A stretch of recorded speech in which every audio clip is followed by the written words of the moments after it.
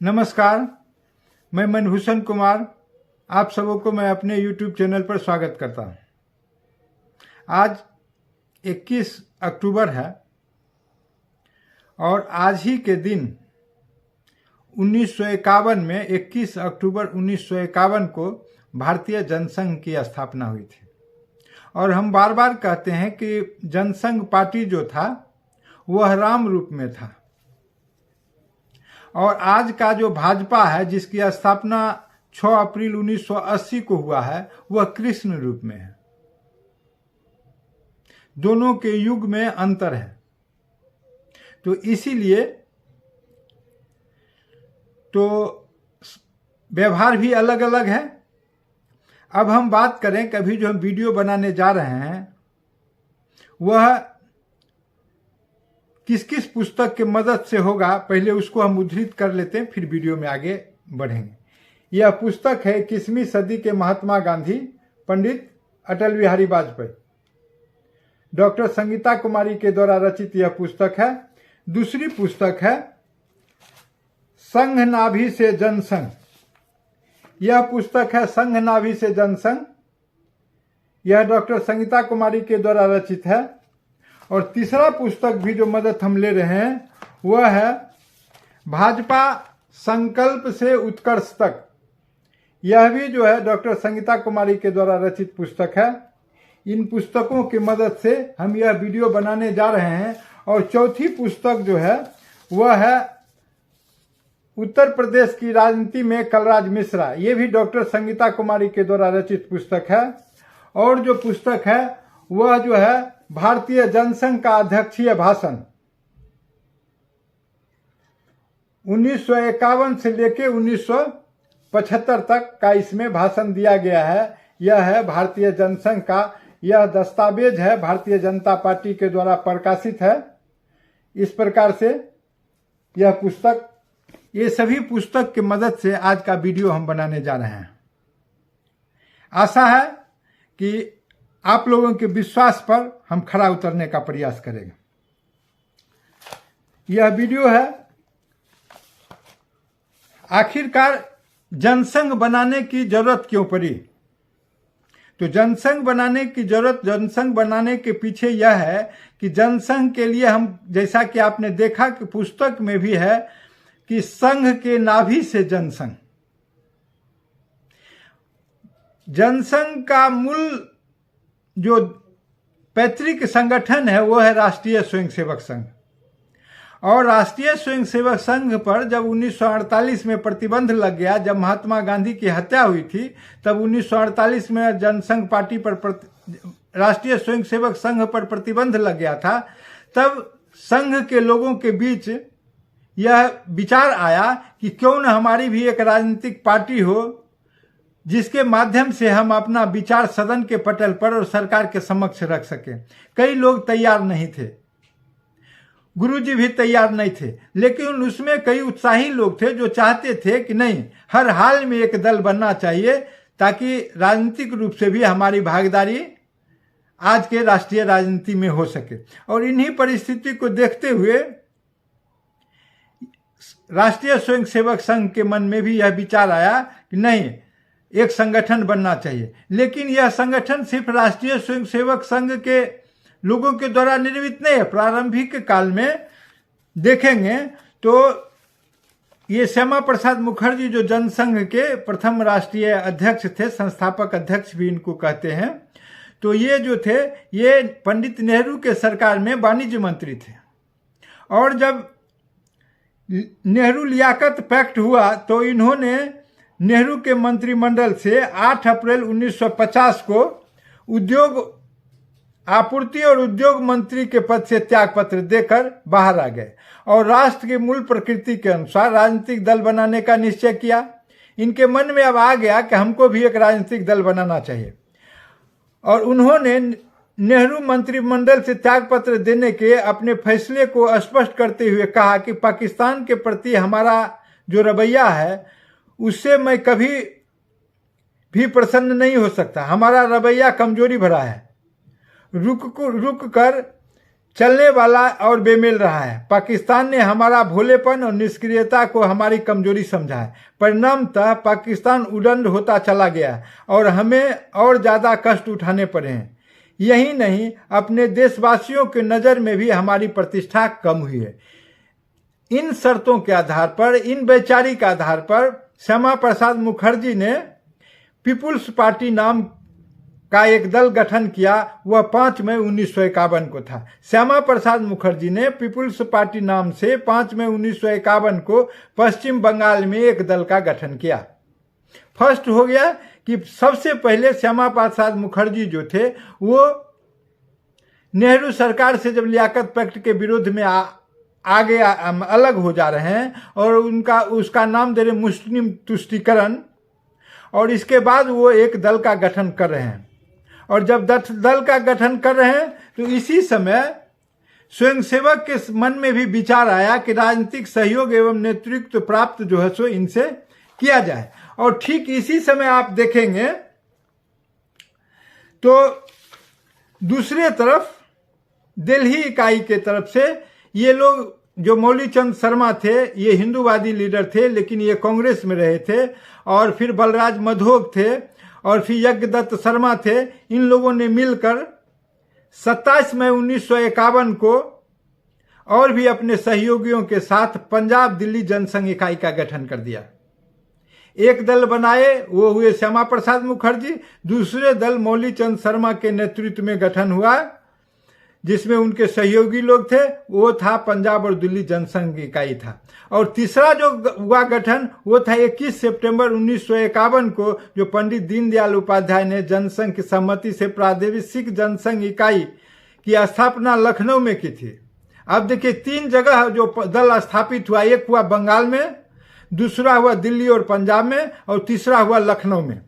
और इसके बाद जब लखनऊ में की तो इससे पूर्व दीनदयाल उपाध्याय जो थे उत्तर प्रदेश में संघ के प्रांत प्रचारक थे, और संघ के योजना से लाला हंसराज, भाई महावीर, मौलीचंद शर्मा, वैद्य गुरुदत्त, लाला योधराज और प्रोफेसर बलराज मधोक श्यामा प्रसाद मुखर्जी के निवास स्थान 10 पूसा रोड नई दिल्ली गए, जिसमें डॉक्टर मुखर्जी की जनसंघ अध्यक्ष बनने की स्वीकृति प्राप्त की गई। उनसे अनुरोध किया गया जिसे श्यामा प्रसाद मुखर्जी ने स्वीकार कर लिया, और जब स्वीकृति मिल गई तब आज के दिन 21 अक्टूबर 1991 को नई दिल्ली के रघुमल कन्या उच्च विद्यालय के प्रांगण में गोला बाजार नई दिल्ली में जनसंघ की स्थापना हेतु सम्मेलन बुलाया गया, जिसमें लगभग 200 प्रतिनिधि ने सम्मेलन में जनसंघ के अध्यक्ष के लिए पंजाब के बलराज भल्ला ने डॉक्टर श्यामा प्रसाद मुखर्जी के नाम को प्रस्तावित किया। जनसंघ के और सबों ने इसको स्वीकार कर लिया, और जनसंघ का कार्यालय अजमेरी गेट पर बना। जनसंघ पार्टी ने बसंतराव ओक, भाई महावीर, पंडित मौलीचंद शर्मा को महामंत्री बनाया और बलराज मधोक को दल का महासचिव बनाया। और इसी समय अन्य लोग भी थे जो इनके साथ काम कर रहे थे। जनसंघ का चुनाव चिन्ह दीपक बन गया, जो राष्ट्र के राजनीति के तिमिर की ओर जाने का मार्ग प्रशस्त करता है। जनसंघ के दीपक का अर्थ था हरेक के मन में विवेक का दीपक जले तो तम का नाश हो। दीपक का तभी अर्थ है जब उसमें अपनेपन का स्नेह हो, मन की बाती हो, तन की लौ हो, अर्थात जो कुछ भी हो सब समाज के लिए हो, राष्ट्र के लिए हो। इसके बिना जीवन का अर्थ ही क्या है। अंतस का अंधेरा मिटेगा तभी बाहर का उजाला होगा। इसलिए तो हमारे मनीषियों ने अमावस्या के दिन दीपावली रखी है कि हम दीपक जलाकर उजाले को उत्सव के रूप में देखें। जनसंघ का दीपक राष्ट्र की राजनीति में छाए घोर अंधियारे के लिए रोशनी का प्रतीक था। जनसंघ के नेताओं का मानना था कि दुनिया जनसंघ के इस परिवर्तन के बयार को बारीकी से देखे और समझे। कई बार परिवर्तन को आमंत्रण देना होता है, जिसको भारतीय जनसंघ ने अपना चुनाव चिन्ह दीपक अंगीकार कर राष्ट्र के समक्ष अपनी संस्कृति से प्रेरित नई विचारधारा की राजनीति का दीपक जलाकर पूरा करने का संकल्प लिया।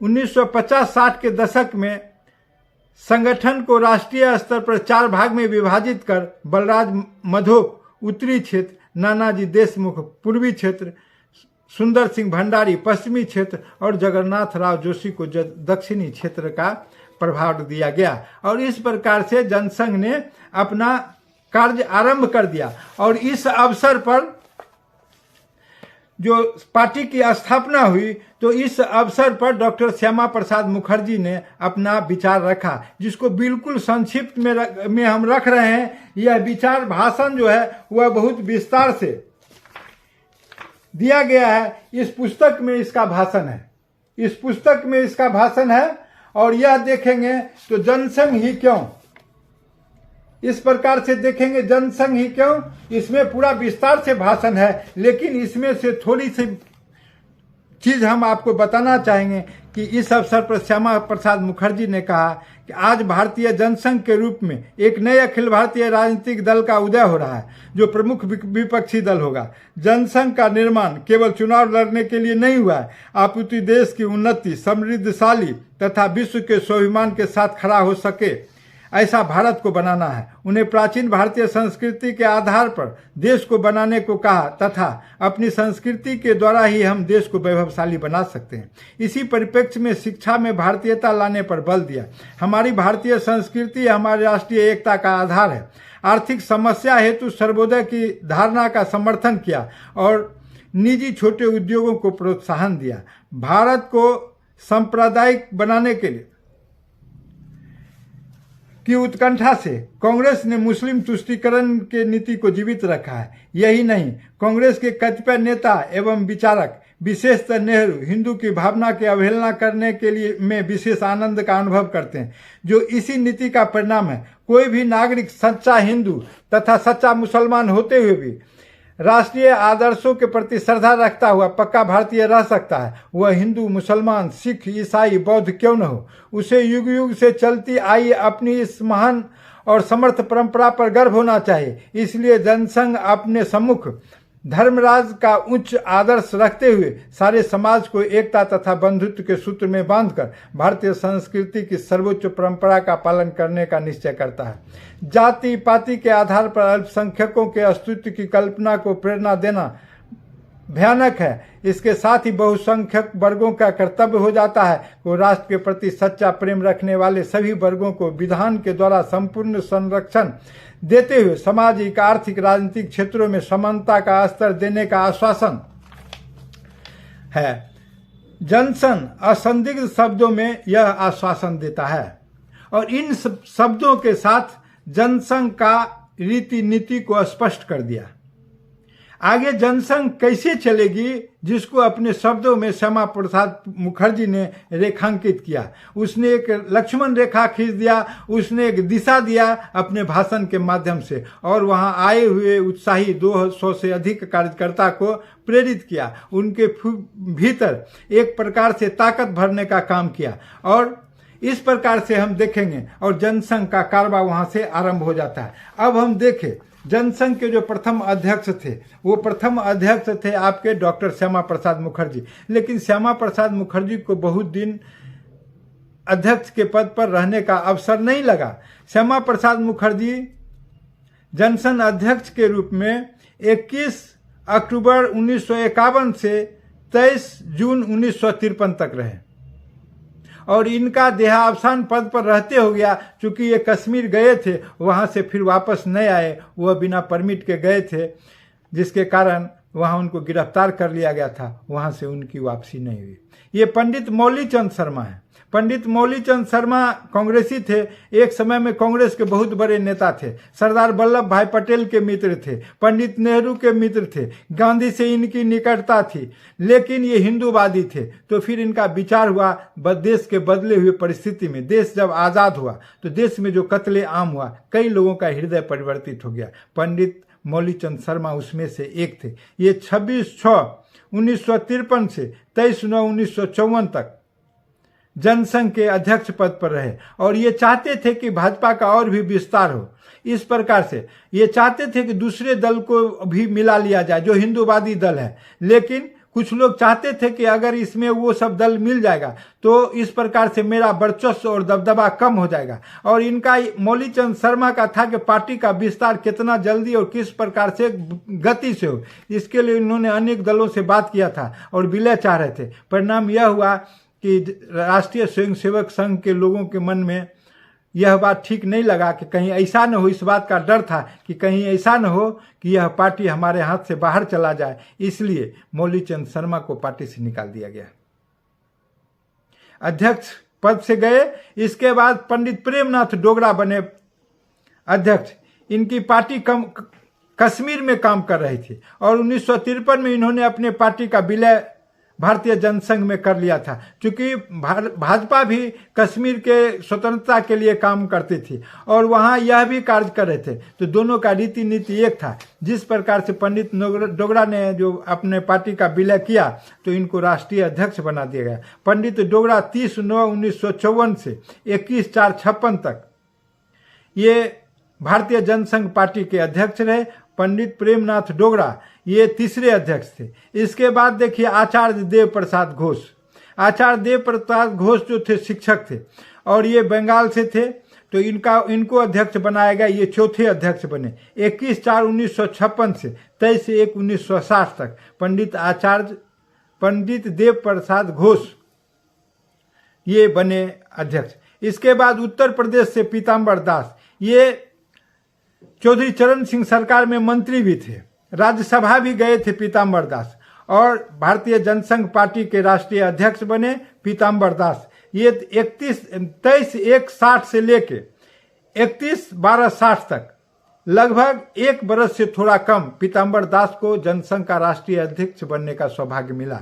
इसके बाद अवसरला रामाराव, ये आंध्र प्रदेश के रहने वाले अवसरला रामाराव को आंध्रा में पार्टी के विस्तार के लिए इनको बनाया गया था, ताकि जो हिंदी भाषी क्षेत्र नहीं है उधर भी दल का विस्तार हो। इसके बाद में कालीकट में भी अधिवेशन 68 में हुआ था, जिसमें दीनदयाल जी को अध्यक्ष बनाया गया था, लेकिन अभी अवसरला रामाराव पर है। अवसरला रामाराव बने 31/12/1960 से 30/12/62 तक। 2 वर्ष तक अवसरला रामाराव भारतीय जनसंघ पार्टी के अध्यक्ष रहे। अब देखिए डॉक्टर रघुवीर कांग्रेस पार्टी से 2 बार राज्यसभा के सदस्य बने थे। ये बड़े ही विद्वान थे, बड़े ही काबिल थे, अनेक भाषा के ज्ञाता थे इस प्रकार से। लेकिन चीन जब भारत का जमीन हड़प लिया तो उस नीति पर इन्होंने पंडित नेहरू के पार्टी से, जो कांग्रेस पार्टी था, उससे त्यागपत्र दे दिया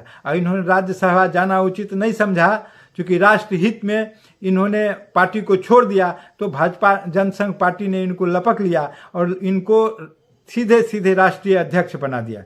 रघुवीर जो राष्ट्रीय अध्यक्ष बने तो ये 30/12/1962 से 14/5/1963 तक, 14 मई 1963 तक आइए घटनी इनकी मृत्यु पद पर रहते हो गए। ये राम मनोहर लोहिया के प्रचार में फर्रुखाबाद जा रहे थे, जौनपुर में लड़ रहे थे। आपके दीनदयाल उपाध्याय उपचुनाव था 1963 में, तो उसी में सभी लोग मसानी लड़ रहे थे। इसके बाद ये दीनदयाल उपाध्याय लड़ रहे थे, राम मनोहर लोहिया लड़ रहे थे, आचार्य कृपलानी, सभी 4 जगह से उपचुनाव लड़ रहे थे।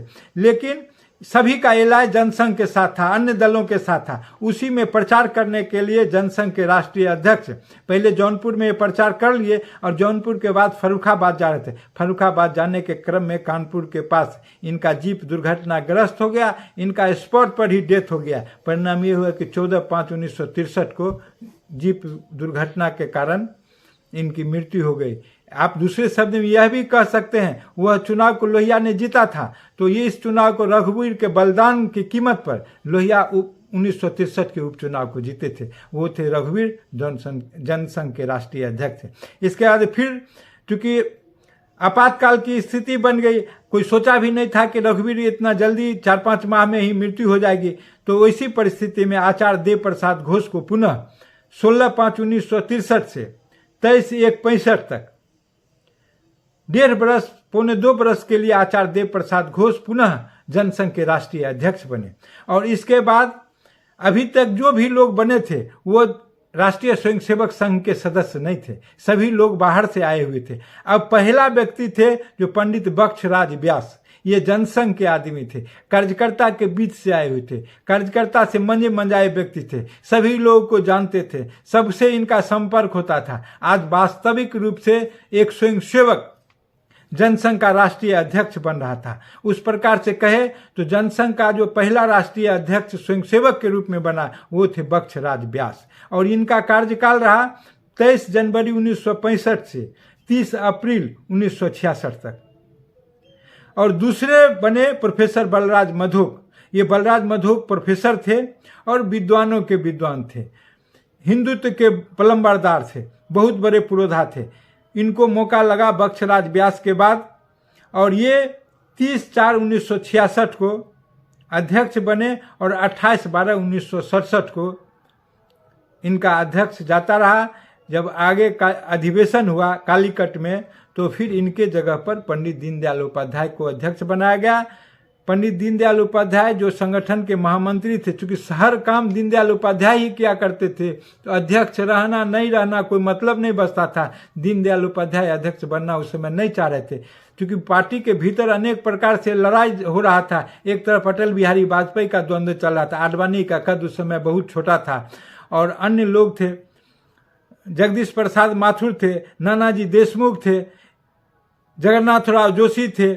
अभी तक जो है सो राजमाता सिंधिया का भी भाजपा में प्रवेश, जनसंघ में प्रवेश हो चुका था। तो इस द्वंद्वों के बीच बलराज मधोक को हटाकर दीनदयाल उपाध्याय को जनसंघ का राष्ट्रीय अध्यक्ष बनाया गया, और ये 28/12/1967 को जनसंघ के अध्यक्ष बने कालीकट अधिवेशन में। लेकिन इनका कार्यकाल ज़्यादा दिन तक नहीं चल सका, मात्र लगभग 1.5 माह ही अध्यक्ष रहे कि 11 फरवरी 1968 को लखनऊ से ये पटना आ रहे थे। अश्विनी कुमार यहाँ के उस समय संगठन देखा करते थे, उनके निमंत्रण पर वो आ ही रहे थे कि आने के क्रम में मुगल सराय में इनकी ट्रेन में किसी प्रकार से हत्या हो गई और इनका लाश जो है वो पोल के खंभे के पास पाया गया। इस प्रकार से जनसंघ पार्टी ने अपने 3 राष्ट्रीय अध्यक्ष को पद पर मरते हुए देखा। वो है श्यामा प्रसाद मुखर्जी, दूसरा डॉक्टर रघुवीर और तीसरा दीनदयाल उपाध्याय। और जब ये दीनदयाल उपाध्याय मर गए तो अब जनसंघ के राष्ट्रीय अध्यक्ष बन गए पंडित अटल बिहारी वाजपेयी, और ये लंबे काल तक रहे।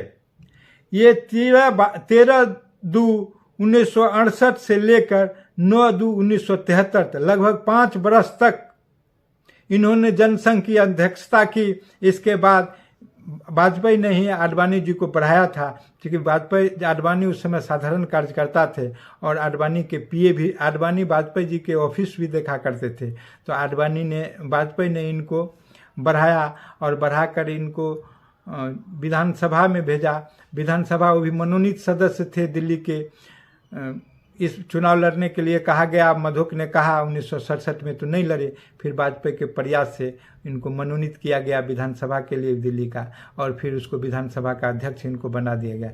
फिर दिल्ली का प्रदेश अध्यक्ष अटल जी बना दिए गए, चूँकि अटल जी ही अध्यक्ष राष्ट्रीय थे, तो फिर उसको अटल जी ने राज्यसभा में भेज दिया। और फिर जाते जाते जब अपना पद का परित्याग किया तो अटल जी के लिए आडवाणी से विश्वास पात्र दूसरा कोई हो नहीं सकता था, इसलिए अपने परम विश्वास पात्र को अटल जी ने राष्ट्रीय अध्यक्ष के रूप में चयन किया। वो थे लाल कृष्ण आडवाणी। वो 9/2/1973 से ये 1/5/1977 तक आडवाणी रहे, और आडवाणी जो है वो बन गए आपके राष्ट्रीय अध्यक्ष। और आडवाणी जो ही राष्ट्रीय अध्यक्ष बने, कानपुर के अधिवेशन 1973 में बने थे, और उसके बाद तुरंत इन्होंने बलराज मधोक जो कि जनसंघ के राष्ट्रीय अध्यक्ष थे उनको पार्टी से निकालने का काम किया।